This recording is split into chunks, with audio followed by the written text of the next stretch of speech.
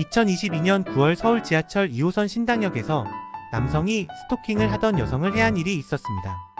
스토킹 범죄의 처벌 등에 관한 법률이 규율하고 있는 기본 유형의 스토킹 범죄는 그 피해자 의사에 반하여 공소를 제기할 수 없는 소위 반의사불벌죄였습니다. 반의사불벌죄는 피해자가 범죄를 범한 자에 대하여 처벌을 원하지 아니한다는 의사를 표시하며 더 이상 처벌을 할 수 없는 유형의 범죄를 의미합니다.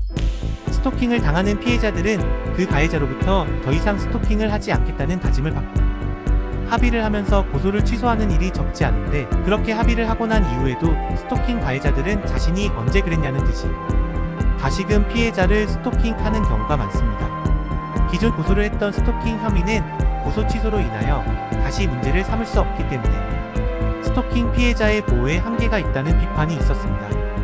이에 대하여 2023년 6월 21일 반의사불벌죄 규정을 삭제하는 내용의 스토킹 범죄의 처벌 등에 관한 법률 개정안이 국회 본회의를 통과하여 같은 달 30일 정부로 이송되었습니다. 정부로 이송된 법률안은 대통령이 그에 대하여 거부권을 행사하지 아니하는 한 15일 이내에 공포하여야 합니다. 대통령이 이송된 법률안에 대하여 거부권을 행사한 것은 최근 양곡관리법이나 간호사법 각 개정 법률안을 거부한 것을 보면 알 수 있습니다. 이번에 국회 본회의를 통과한 개정 법률안의 부칙 경과 규정을 보면 반의사불벌죄 삭제 규정은 공포한 날로부터 시행된다고 합니다. 그렇다면 공포한 날의 자정이 경과하여 성립한 스토킹 범죄부터는 반의사불벌죄가 아니기 때문에 피해자가 고소를 취소하거나 피해자와 합의를 한다고 하더라도 양형에 참작될 뿐입니다.